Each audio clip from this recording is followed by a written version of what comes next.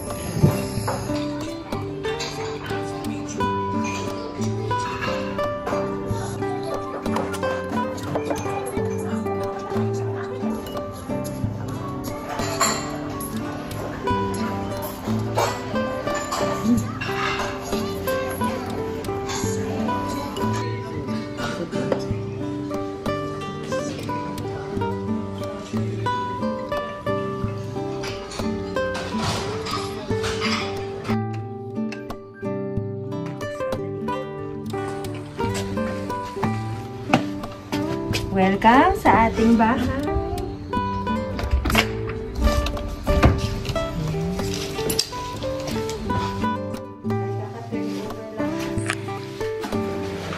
Ayan.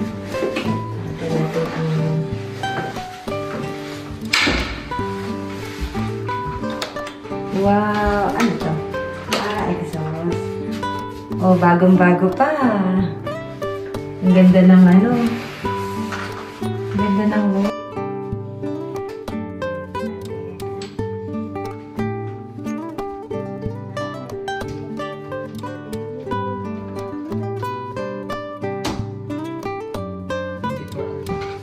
Ay, saan ang bukasan ako? Ayan. Dito na natin. Ayan. Ganda. Ito daw ay pwedeng sampayan kasi pwede magpatuyo dito. Dito. Okay, so dito yung Washing machine. Tapos, pasat ka din natin, please. Fine.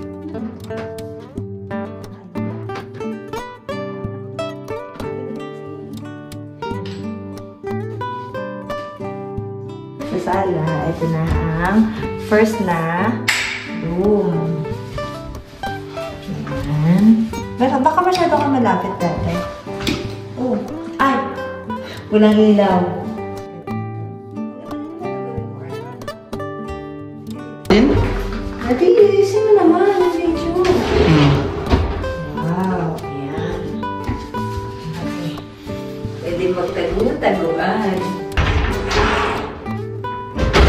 Okay. And then, itong kwarto na to, connected siya from room. Papunta tayo sa sala. Okay, magiging sala. Saan tayo aircon dito? Diyan. Dito banda. Okay, ayan. So, dito yung magiging TV.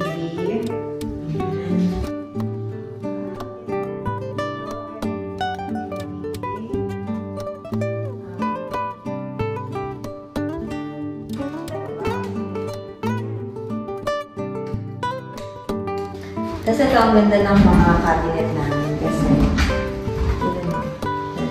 dito ka banda. Yan. Diba? Na namin. Lagay yun ng stock. Diba? Ito yung another na lagusan, pero ito na yung papunta sa labas.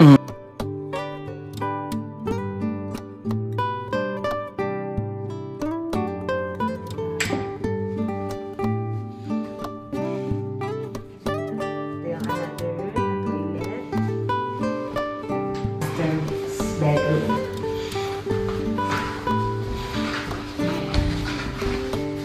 So yung kama, hindi ko pa alam kung paano tayo ano.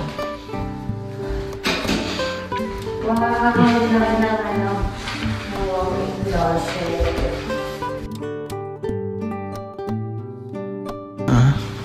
Tapos, ito yung second, for master's bedroom, then yung middle ay second room. Ito yung tagong view. Ay, di natin napakita yung balcony na.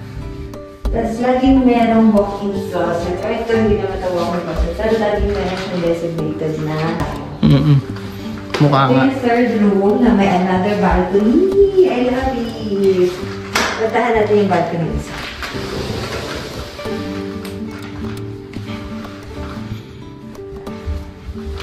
Wow!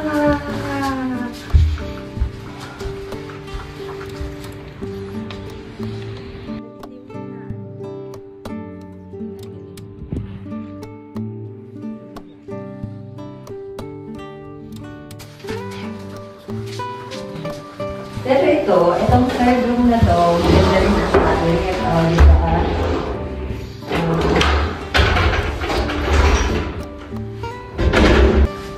Okay.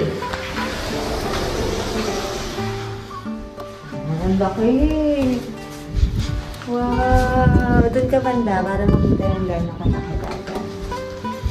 Hi! Ang laki. Pwede tayo dito magtambay-tambay.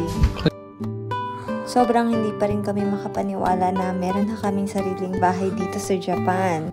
Hindi namin kayang kumuha ng ganitong klaseng bahay, pero ito ay biyaya sa amin ng Panginoon. Marami pong salamat, Lord.